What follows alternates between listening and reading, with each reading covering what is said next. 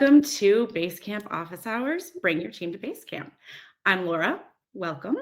I lead the team, the customer success team here at Basecamp. I've been here for about a year, and we're just excited to bring to you lots of tips and tricks for how to get your team or clients or anyone who you need to work with you in Basecamp effectively in Basecamp and engaged in kind of doing the behaviors you want for them to do. Over the next 45 minutes to an hour, we will hear from some Basecamp owners who love their account and have some questions about how to move forward. Maybe they're having a hard time getting buy-in from the internal team or from collaborators, and we'll talk through the best practices for kind of working around those situations. We'll demo the product live. We'll bring Ashley to the stage. We'll answer any questions that you have, so make sure that you post them in our Q&A session. And we have a couple of special guests here too, some longtime Basecamp users who will share their best tips with us. We'll also cover at the very end some new features that we're rolling out. We're constantly rolling out new features every 6-week cycle, so stay tuned for that as well. So just a few housekeeping items. On the top right, we have a chat. Please pop in there, share with us where you're joining us from. Below that, we have a poll where we'll also ask, how familiar you feel with Basecamp. Are you a longtime user and you're just here to learn and listen? Is it new for you? Do you have a lot of questions that you want to cover? Just give us a sense as to where you're all at. And then also we will have the Q&A where I have any specific questions, post there, and we'll go through them as we go through the session. So at this point, I'm going to bring in my teammate, Ashley. Please welcome Ashley to the stage. Hold on, bear with me, everyone. There she is. All right. Hello. Hi, everyone. My name is Ashley. I've been with Basecamp for over 6 years now.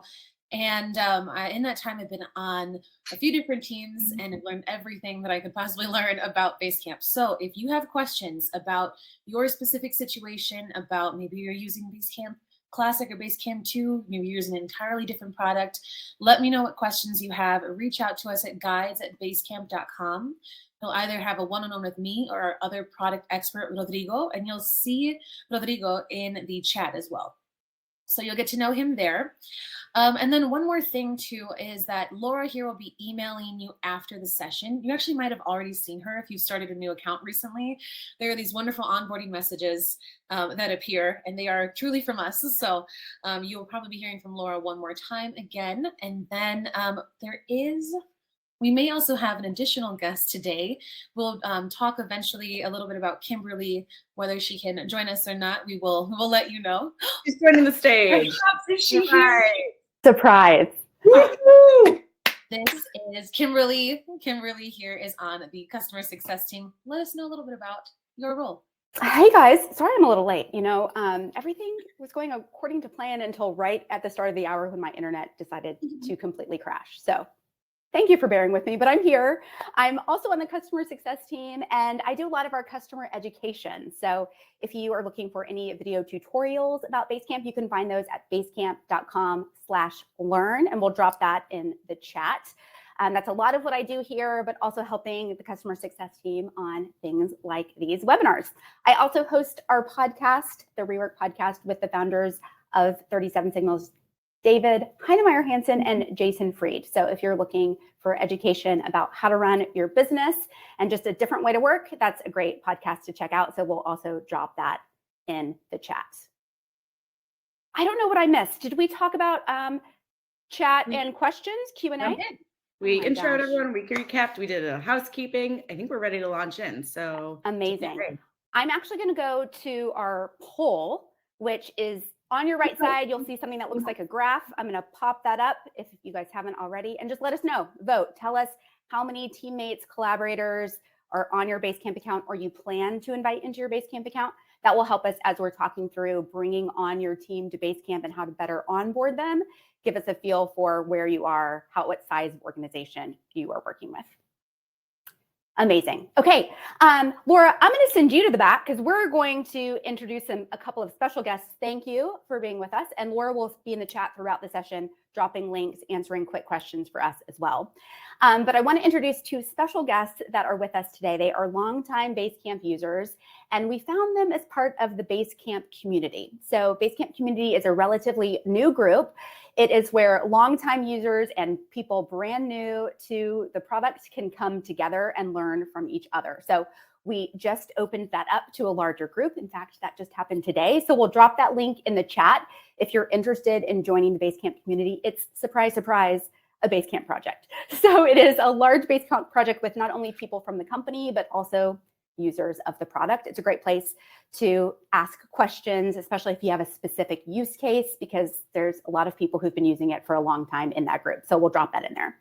The first person I want to bring onto the stage is Nathan. Nathan runs the Student Film Awards, a film festival and award show in Miami aimed at soliciting work from student filmmakers worldwide. He also builds software projects and sells them pre-revenue to buyers interested in starting micro SaaS companies. And in his spare time, he's a student at Trinity College in Connecticut. Nathan, we're going to bring you to the stage. Welcome. Welcome. Thank you for being here. Thank you for having me, Kimberly. Hi, Ashley. We're excited to see you. Okay, before we dive into what you're going to show us, and before we introduce our next guest, I want to hear, what is your favorite feature of Basecamp? Good question. My favorite feature has to be the card table. It's a relatively new addition, but it's this workflow-based process, kind of Basecamp's take on the Kanban board, that allows you to move cards through certain steps, but with a Basecamp twist. And that was a desperately needed addition, in my opinion, and I've been using it so much, and I've migrated so much from the to-do tools over there. So I now can't live without it. That's a great one. And I actually was using Basecamp in my own business before working here and had to use other tools for that Kanban-like functionality. So it's awesome that it's all in one place. So I love that answer.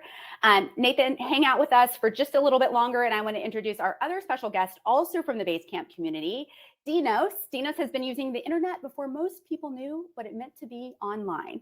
He's been coding and designing websites for over 30 years, having worked for finance companies, the military, and countless small and medium-sized businesses.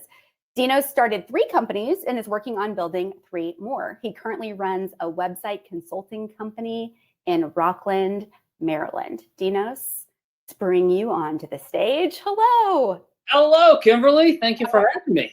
We're so glad you're here. I'm going to ask you the same question that I asked Nathan. What is your favorite feature of Basecamp? Such a wonderful question. Out of the many that I probably have, an honorable mention does go to just simple, effective to-dos. But my biggest feature that I love really isn't necessarily something that one would think as a feature. It's the consistent user interface. It's that all of the things, whether it's a button or a shade or an icon or, a menu, everything just feels cohesive and planned and thought out. And to me, that's a feature because there's so many other tools out there that are mismatched, and you got a button over here on one screen and a button over there on another screen, and muscle memory and whatnot. And Basecamp just flows, it's flexible, and just the user interface is amazing. So that's my favorite feature. Love it. Well, we're going to hear more from you in a bit, but Nathan, I'm going to jump to you and give you an opportunity to share your screen. So Nathan, you're going to walk us through kind of a onboarding project that you've created. Kind of tell us about it, and then we'll have you walk us through it. Of course. Yeah. So, we're here to learn about how to bring a team into Basecamp. And something that is often heard in the Basecamp community is that, the decision is made to get onto Basecamp, but then when your users are there, they often take the path of least resistance and just try and take advantage of the features inside of Basecamp that are most similar to tools that they might have used previously. So I think the biggest example would be using the Campfire or the Ping functionality in Basecamp, which is most similar to something like Slack, where it's instant messaging. So I have been responsible for onboarding a lot of people into Basecamp of all different types, employees, volunteers, interns, everybody in between. And over the last few years, we've started to build out this project, and it's a template which means a new project can be spun up at the click of a button for every new person inside of a Basecamp organization. And it is this step-by-step with the functionality inside of Basecamp. So it's comprised of 6 tools here. And also, by the way, this template is available for you in the Basecamp community. So the 6 tools that we have here are a message board, 2 doors, a to-do, a docs and files, and a campfire, which is that instant messaging thing I was talking about. So the message board is for long form communication. And because it's here on the top left, and because it says read me first, this is kind of where your eyes drift to. And this has a lot of high level information about what Basecamp is about, why we're using Basecamp, and then just some policies. In our instance, we have a 1-password security policy, but this is obviously optional. And then it just has some information about who to contact in case you get stuck as you're starting to do this. So because Nathan, this is best displayed, please. I'm going to interrupt you for 1 second. If you'll go back to that message board, I just want to point out something that I think is important. In that first section, that read me first, is up at the top. So that is a pinned message. So yes, I always think it's helpful when you're onboarding people to a new project and making that kind of welcome message, pin it to the top. So it's always at the top and won't get missed. Absolutely. Yes. The ability to pin to a top is actually a brand new addition as well. So the door here, and there's 2 of them, are that you can integrate external tools so you can open them with a click of a button inside of an existing Basecamp project. So the 2 doors that we have here is one that just leads to a Zoom room. So in case somebody is stuck while getting onboarded into Basecamp, we can just hop into this already pre-set up room. And then we have one here that leads to the fantastic people over at Customer Success. So if there's a question that I can't answer, it's probably a good bet that the people who work inside of Basecamp and are responsible for onboarding hundreds of users a year, are able to do so. So this connects them straight to there. The bread and butter, however, of our onboarding project are these 2 tools. So we have a to-do tool and we have a docs and files tool. So in here in our to-do tool, we have a list of everything we expect a Basecamp user when they first are in the platform and over their first week or 2 using Basecamp to do. So this could be housekeeping things. This could be things like updating your job title or adding a profile picture or turning on 2-factor authentication. And then as we get into the weeds on the functionality that comprises Basecamp, then we have them watch a few videos. And these videos are designed to not only introduce each of the individual tools that make up Basecamp and how it all flows together, but then also to show in a real world setting how these tools are used. And you'll notice that there are little groups here that kind of keep these nice and organized. And this is another way that you can keep to-dos nice and organized, is by splitting up tasks into smaller to-do groups. I also really love subgroups. It's something that it's one of my favorite features, as Ashley knows, is the grouping of to-dos. So when we get to that screen share, we'll make sure to walk through how you can do that. Nathan, let me just interrupt, because there's something I do love about your to-dos is because you're setting this up from the beginning, giving people tasks they have to accomplish, they're inherently learning how to use the product as you're teaching them how to use the product, if that makes sense. Absolutely. Yes. Yeah. We drink our own Kool-Aid. The entire onboarding process is entirely in Basecamp because, I'm of the belief that if you are going to spend a lot of your day inside of a tool doing deep work, it's in your best interest to learn, like, from the beginning how to use it most efficiently and effectively. So we put a lot of effort into making sure that this is very easy to follow, but then, as you said, Kimberly, happens right inside of Basecamp. So they're learning it, as they're checking off these to-dos. That's awesome. So a lot of the effort is spent on the to-dos, but then tell us what you've kind of put in the docs and files section. Yeah, so the docs and files is most similar to like a Google Drive, where there's a word processor built in here where you can add documents, but then also you can upload all different types of media. And we've taken advantage of that to have 3 main videos here, but then also we have some in another folder. I'll get to that in a minute. But we have 3 main videos that we found are very helpful in explaining Basecamp and getting somebody from zero to hero very quickly. The first one is just the Basecamp introduction straight from the Basecamp help website. So this is directly from there. It's about 2 minutes long. Then we graduate to a 20-minute video here, which walks through each of the tools in depth. And this is just more of the theory of, in a vacuum, how does a to-do list work? In a vacuum, how does a message board work? How does an email forward tool work? And it introduces you at a high level to all of the tools. But then the key to the success here is we have everybody watch this fantastic video by the co-founders of 37 Signals, Jason and David. At the beginning of the pandemic, they went ahead, and as everybody was shifting to remote work, they recorded a 2.5-hour walkthrough, walking through their own Basecamp account. So this gives new users the ability to see how Basecamp is used in a real life setting. How a to-do list is formatted in a real life setting. How are message boards used? How are they structured? How are they formatted? What different categories, what to-do groups are used? How are certain tools and functionalities, and how do users interact with each other? So we have everybody watch this because the combination of the brief overview here, the high level, and then the nitty-gritty, this is how a real account looks, really helps bring people from zero to hero and helps them understand exactly what Basecamp has to offer. That's awesome. And Nathan, you're making individual projects for each person you're onboarding. Is that correct? That's correct. Yep. So using the template feature inside of Basecamp, you are able to spin up an exact carbon copy of this project, and then you can assign all of these tasks in a one swoop. And when you create a project, all of these due dates will be updated dynamically in relation to when you started the project.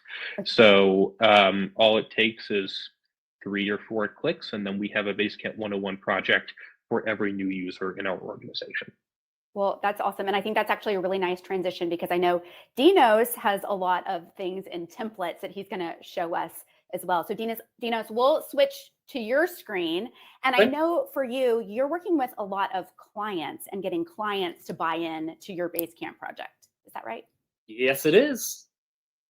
Show us what you got. Show us how you get them on board and get them into your system. Sure. And I've got 2 things that I just want to mention briefly. Y'all should see my screen now. The one thing I just want to touch on real quick is Basecamp is so flexible and you can do so much with it. Nathan, I really like the fact that you give new users to-dos so that they can learn by doing, because that is going to exponentially make it easier and really more efficient in the system. So that is a wonderful thing. And I encourage everyone who's listening to this to just get their feet wet and dive in. I touched on to-dos in my favorite feature in Basecamp. And right here on my screen, you can see a new client template that I have. But I actually want to show you guys why to-dos are an honorable mention for me. And this is real life, something that I use day to day. This is a to-do list that I renamed major projects. And I have a to-do list that's really more for my company and I. And it lists all of the major projects, websites that I'm working on, since I design, develop, and manage websites for a living. And this hill chart here makes it really, really easy, unlike the lineup, which is great for looking at something by a date and have the dates in it, which is something I'll get to in the template as well. But this just makes it so easy for me to see level of effort, what's important today, what do I need help with, and it just makes to-do so incredibly helpful. So experiment with this on your own, take a look at it, and you will be much happier because of that. So getting back to my template here. All right, so Basecamp has project templates, and I work with clients. Some are new to Basecamp, some have been working with me for a while, but I keep my template that I use with clients consistent.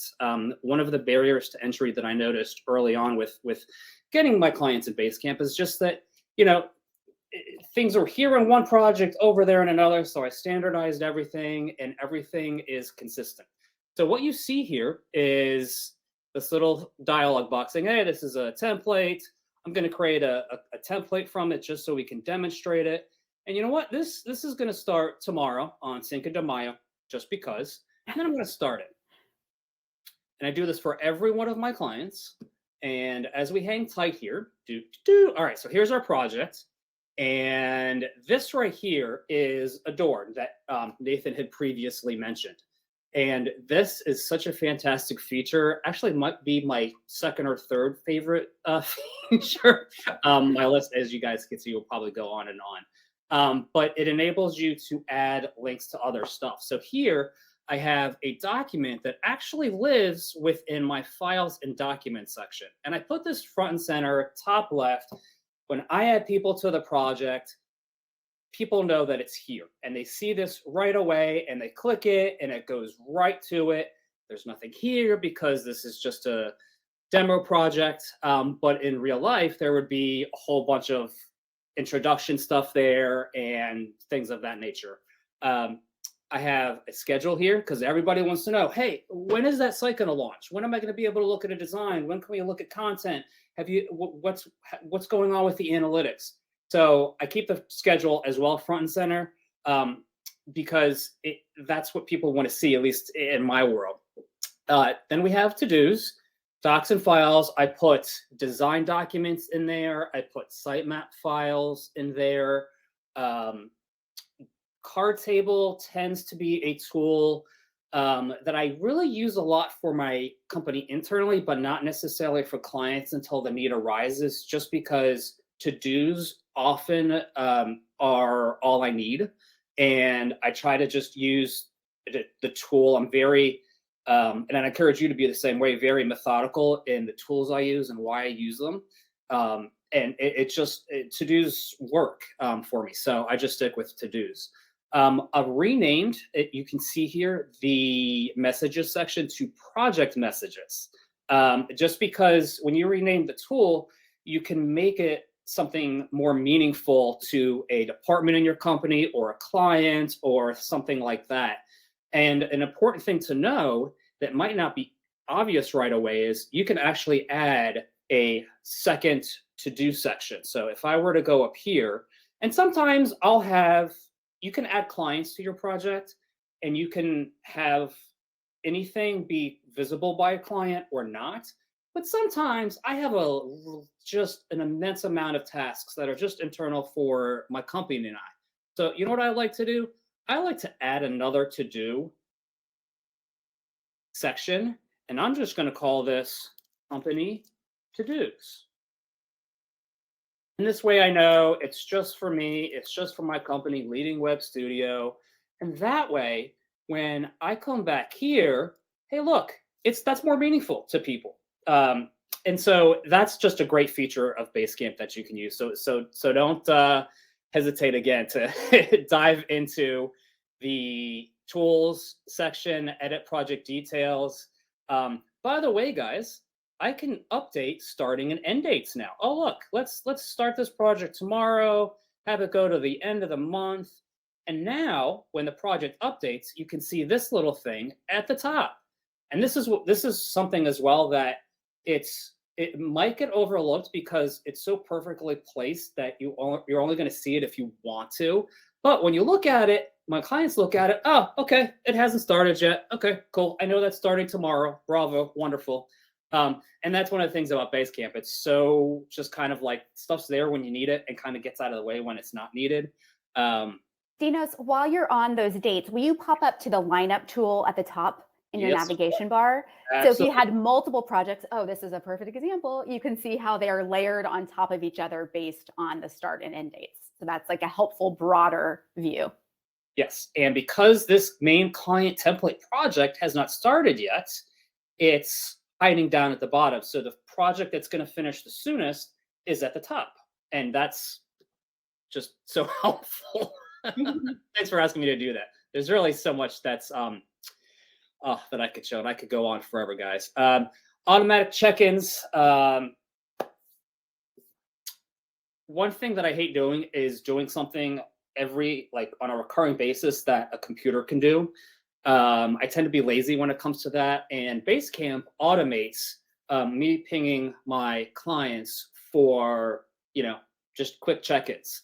My clients know it's a robot. My clients know it's not me personally saying, hey, how's it going? But they also appreciate the fact that, hey, I was thoughtful enough to want to know how they're feeling. I want to know if anyone's blocked. I want to know how they think the project has been going so far. And these automatic check-ins, just questions that Basecamp can ask you on a certain frequency, is really key. It keeps my clients engaged. It can help keep your team members engaged. And, it's just one of those things, again, where is this any other project management tool? This is awesome. I also feel like automatic check-ins could be helpful as you're bringing your team onto Basecamp, getting people to buy into it. A simple question of like, where are you getting stuck, to open up that conversation or to help people through it. Because I think the last thing you want when you're trying to get people to buy into something is for them to be struggling in silence. It's a good way to get the conversation started. Yes, absolutely, hands down. This is a really awesome feature, honestly. Live chat. I can't remember what this is called. Campfire is what it's called before you rename it. Yes, thank you. See your moment there. I renamed the Campfire tool to live chat just because, even though Campfire is fairly self-explanatory, it's kind of like, when you're writing for a newspaper, you kind of have to make sure that all of the words you use are easily understandable. And live chat just makes sense to everyone. Campfire is probably 95%, but like live chat, oh, I know what that is. Okay, cool. Yeah.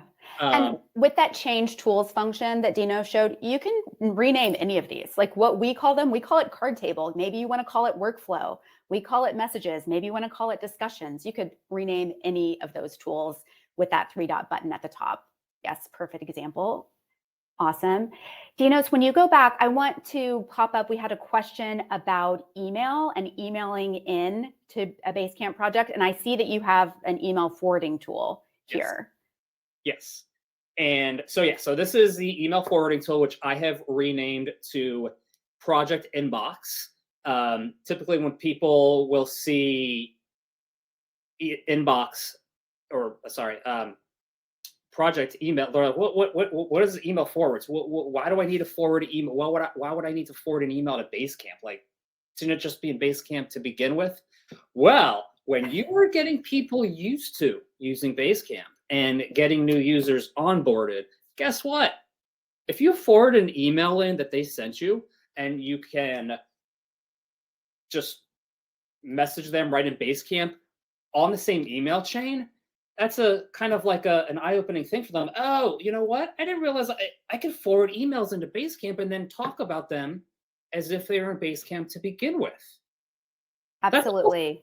Absolutely. So that URL that you're seeing where it says copy to clipboard, you would just forward an email you received into your inbox to that specific email address, and it's going to land in this specific project, which is great.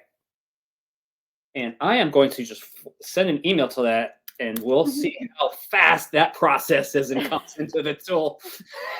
Amazing. Dinos, while you do that, is there anything else you want to walk us through on this project?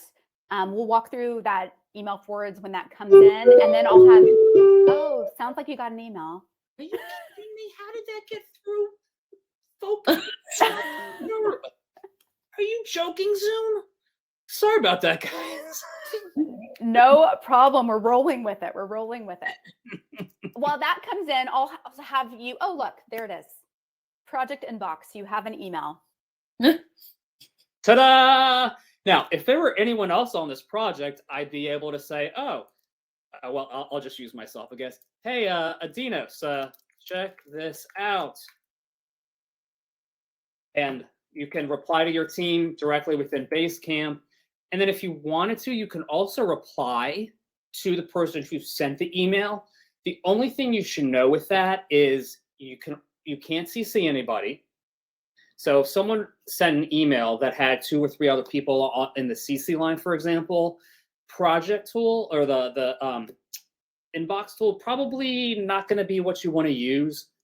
But either way, it's still immensely helpful to discuss something with your team prior to emailing a client or another team member back. Absolutely. Yeah, that's a great example of when to use that. Collaborate all in Basecamp, and then you could respond separately if you needed to. Yes. Amazing. I'm going to pop a question on the screen that we had from someone who registered. And Nathan or Dinos, you guys feel free to answer this. Ashley, jump in too. How do I convince my colleagues to stop depending on pings and campfires so much? The path of least resistance is currently winning at the company I work for. So instead of responding directly on a to-do or a file or a message, they're just pinging or quick chatting in Campfire, which is not how they want the project to work. Do you guys have any advice on that? I do, absolutely. So, first of all, the best way to stop depending on campfires is to remove the campfire. We don't use campfires at all. They're there just so we can use some of the advanced features that allow us to access the API, but that's not important. We don't use them at all. There's no conversation in there. And the way that we got to that point was if somebody would ping me about something where there's already an existing to-do or there's an existing message or something inside of Basecamp, I wouldn't reply via ping. I would reply inside of that already contextual conversation. And it doesn't matter how many times. I once did this 5 times where I would, have somebody ping me and then I would go reply under the to-do thing and mention them. And then they would ping me again with their answer, and then I would go back to the to-do thing and I would comment down there. And eventually they got the hang of it. So as long as you're the best example for the rest of your company, they will absolutely slowly come along. And I have one thing to add to that. Actually, 2.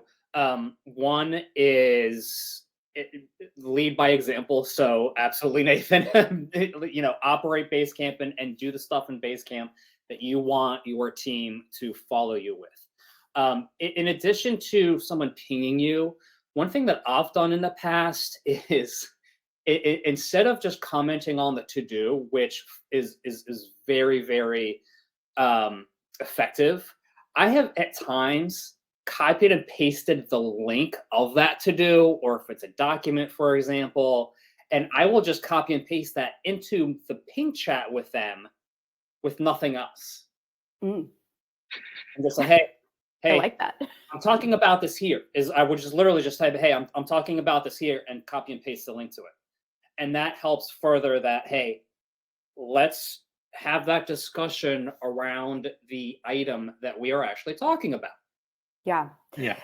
I also have a video, and we'll pop it in the chat, that is describing the differences between the message board, Campfire, and pings, like how we at Basecamp see those 3 being very different from each other. So we'll pop that in there. It might be a good video just to walk through or send to someone who needs to learn about that. Okay, with that, I'm going to pop in some of these questions. And Ashley, this might be time for you to jump in for us. We talked about doors, and there's a question from Krista. Can you change the icon of an open door to an external link? So let's kind of talk about that. When you open a door, and Ashley, I'll have you switch your screen to share that with us. There are a list of several kind of pre-populated doors, if you will, and there's a link at the bottom to open any door, an external link. So we'll show you what that looks like. Krista, the short answer is no, you can't change that link icon to a specific logo or graphic. We've gotten that request a few times, so we've kind of put that on a list of things we know some customers are looking for. I've definitely let our designers. Oh, hello. Oh, sorry. I was saying perhaps not yet. but not a firm no. Right. Yeah. Right? I've let our designers and developers know, so they're aware, and I think it might be a quick win. So we'll see how that kind of pans out with everything else we're working on in the next cycle. So the ones that already exist, of course, you can use. If you're using Figma, please just use the Figma link. But for the ones that are use the rename option and the description option. You can kind of, type whatever you want in here, but you can also use emojis. So if it makes sense for your team to use, if we're linking to a map or something, we can use that little pin and say map of New Orleans or whatever it is. So you can save those changes, maybe add a description. And so it'll be a little bit more clear. Emojis are definitely allowed and encouraged so that it's a little bit more fun to look at. Awesome. Nathan, I think you said card table was one of your favorite features, and we do have a card table Absolutely. question. So the question is there a way to indicate priority within a card table's cards? And Ashley, I'm going to let you take that. I know you also are a card table fan. I am, and also still an emoji fan. And so within here, I would just manipulate the title. I would maybe I would use words, but I would probably say, maybe we'll do the color red is kind of urgent. And so maybe this red circle makes the most sense. Maybe I'll use the word urgent. Maybe I'll use, I'm not even sure what that is called, but that particular thing. But I will continue to kind of adjust the title of this so that I have, whatever it is that I'm working on. The work itself. Maybe I also need to indicate that that this is for a particular team. What so you can kind of put that due date on there as well, give that assignee, but that's how I would indicate priority. Other than that, you could just put, instead of not get started, or instead of June and July, which I was messing with earlier, you could just say urgent, and then maybe add an additional description of what that means. As long as everyone on your team is aware of these, different ways that you want to work, that's really the most important part. You can manipulate things so that it makes sense for you and your team. Yeah, actually, that's great. And I actually was going to add, I have on many of my card tables a column that says up next. Like, this is what I'm going to work on next. It's not in the triage section. It's kind of what is urgent or what is the next priority, and have an additional sorting feature in that way. Mm-hmm. Yep. And Daniel says he uses this by sorting the cards, with the topmost card being the most important. Yep. Amazing. Let's go to the files and docs and files section. Question: how can I upload large amounts of pictures and or videos into a project? I will be honest with whoever asked this question. I upload videos to our projects all the time. That's where I host a lot of our videos. They're posted for review and for edits right in the Basecamp project. But they are large files, so they do take up some storage space. Ashley, any tips on that? Yeah, just that when you are uploading something, and I don't have a particularly large file here, so we will just put this test item here. You're going to have that little kind of indicator of how far along this is. The limit, I believe, is 10 gigabytes per upload in the docs and files section. I also would say that if you're uploading something into the docs and files section, let's post it. And then I would take this link and I would copy it. So if I need to reference it somewhere else, I'm not uploading things in multiple locations when it's the same piece of information. Instead, I would just take that link and maybe go to to-dos and say, you know what, here are the dimensions that, or here's like the actual file that you need. And I will add this.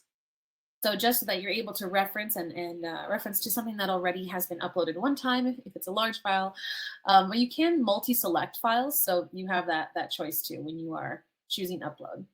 Yep. It also might be nice to make a folder first and then upload into that if you know it's kind of going to move around as a set. Just a thought, a choice. Yes. And you can also use those upload files, or you can also drag and drop onto this page files, and they will automatically upload as well. Mm-hmm. Okay, let's go to some reporting, really what we would call activity questions. Is there a way to see an audit trail of who has done what in Basecamp? Yes. And then the question is specifically if someone has unassigned a task assigned to them. Yeah, there is. And so clicking on activity at the top of the page pulls together everything that you would see across all projects you are a part of. So if I'm only on 3 projects, when I click on activity, I'll see the activity for those 3 projects and the people that I'm working on for those 3 projects. But if you are perhaps an account owner, you might see 100 projects or 5 or 50. So anywhere in between, just know that the view is unique to you. And so here, if I'm working with, and we'll look at Kimberly. If I'm working with Kimberly, and for the projects that she and I share, we can see what's overdue, home renovations, classic, or we can look at what's due later, and so anything new that's going to be coming up will be listed out here in chronological order for things with a due date. But there also is all assignments. So, is it imperative that she purchase Sour Patch Kids immediately? Maybe not. So it's okay for that to rest for a little bit. But if I have something here to add, I can always click on this and either ask for some kind of update if I'd like. It just is nice to keep the conversation about the actual work right underneath the work itself, and without having to say, hey, Kimberly, what's the latest with the kettle corn popcorn? Do you know I like this brand? So instead of having that conversation in a ping, you already know the status. You know who it's assigned to, and you can keep that going in the comments underneath. Who else is hungry now? I know. Yeah, I'm having lunch after this. Okay, you guys, I want to jump to this. This is less tutorial and more like, what do we like question. And I want to hear from all of you. Someone here in the audience, Emil, has asked, trying to convince my team to switch over to Basecamp. We have too many systems tools right now that just aren't cost effective at all. They also add stress. What's your top 3 features that could tip my team over? We know, Nathan, card table's one of yours. Yeah. Well, just to go into that a little deeper, it all comes down to what the systems and tools are, right? And, a card table is my favorite. So, I will be biased towards card table. But the whole point of card table is it's a very workflow and process oriented, step by step, column by column, even, placing cards on hold within individual columns. The entire design philosophy, I believe, I obviously can't speak for them, but I believe it was to create that sort of workflow based process, while, still having the Basecamp spin on it. So when you're considering how to redo your systems and tools inside of Basecamp, I think card table should be at the forefront of your discussions, because it'll probably be able to take a lot of that weight. Mm-hmm. I would say that when you think about Basecamp versus all of the other tools that you have, what are the strengths and weaknesses of those tools? What is the byproduct? What are the side effects of using too many tools? What is, you've kind of already said them, stress, not getting the product done in time, not getting the project, not satisfying a client's need in time, just having too many disparate systems and not knowing where things are. I'm constantly telling people that I work with, where is that? It's in Basecamp. It's not in Slack. It's not in Dropbox. It's not in Box. It's not in Todoist. It's not in the the Trello. It's not in Jira. It's in Basecamp. Mm-hmm. And having that calmness of knowing that, hey, listen, no tool is perfect. Basecamp, like every other tool, has its imperfections, like here and there. Again, it's written by people, so it's not perfect. Close though. Close. So, what do the tools that you are using now? How do they detract from accomplishing the goals of your company, of your team? Mm-hmm. And I'll also just jump in because I very recently was doing some research for Jason and David for an upcoming podcast episode about costs. And they asked me to pull the costs for a company of our size, so just about 80 people, if we were using Zoom and Dropbox and Slack. No, I'm sorry, Slack, Dropbox, and then a project management tool like Asana, Monday, or Trello. Those 3 tools for a company of 80 people, what would that cost look like versus we do everything in Basecamp? And that cost for us was about $3,400 per month versus Basecamp, $349 a month. So when you're talking about costs, I think one of the tipping points for you guys could be researching what tools would you be giving up? like what is that Slack cost versus the Basecamp cost, plus what other tools you have to use with it. I literally just did this research for us. That's a reduction. That's nuts. Yeah. I mean, that alone could help steer people in one direction versus another. Yeah. Yeah. It could. And then my answer for this is that the opportunity that you would have with each other to start creating a template together, to me, that's you all discussing the work.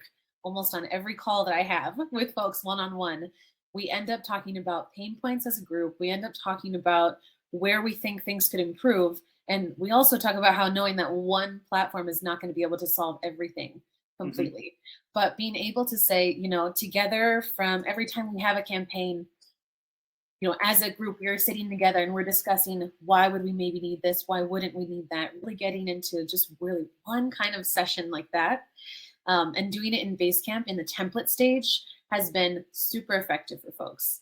They are able to kind of get through some of the emotional things happening at work, along with some of the process things happening, as well as some kind of like higher level visioning work as well. So seeing Basecamp as a clean slate has also been a big assist.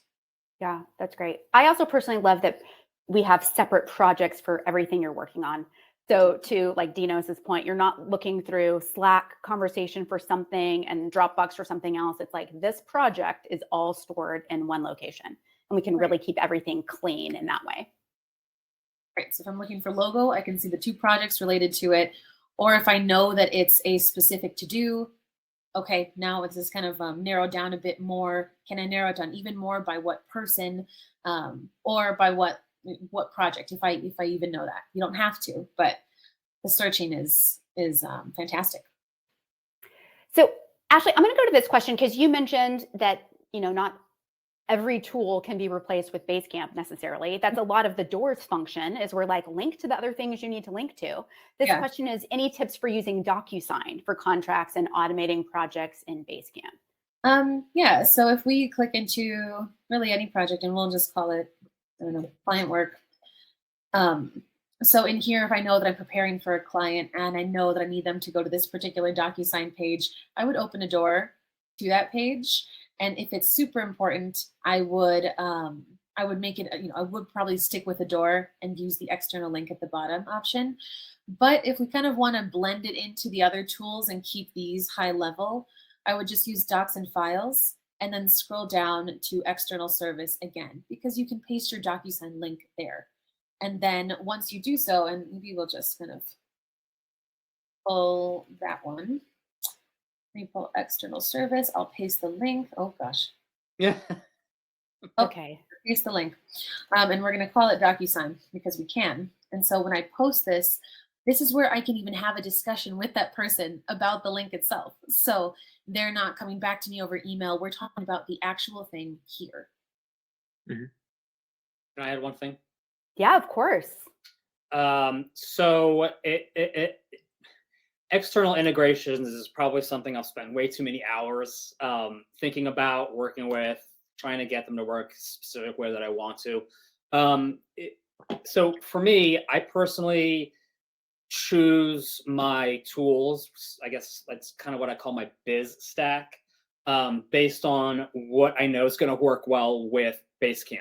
That may seem kind of odd to choose your tools based on what's going to work well, but like, I want everything to be seamless. I hate manually doing stuff.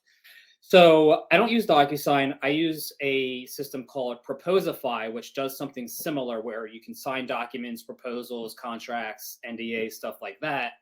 But a cool thing with Proposify is it has the option when a client of mine signs a proposal, it creates a project in Basecamp. It adds those clients to Basecamp, and it takes a PDF copy of that signed proposal and dumps it in a Basecamp project.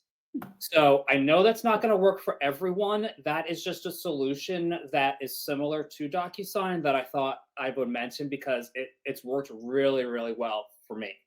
And so, you know, go to that basecamp.com/ I forget if it's extras or Extras.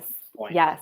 And we'll drop that in the chat as well. take a look at that and see if there's tools out there that may work better with Basecamp that might help simplify your biz stack, tech stack, whatever keywords, techie words you want to use.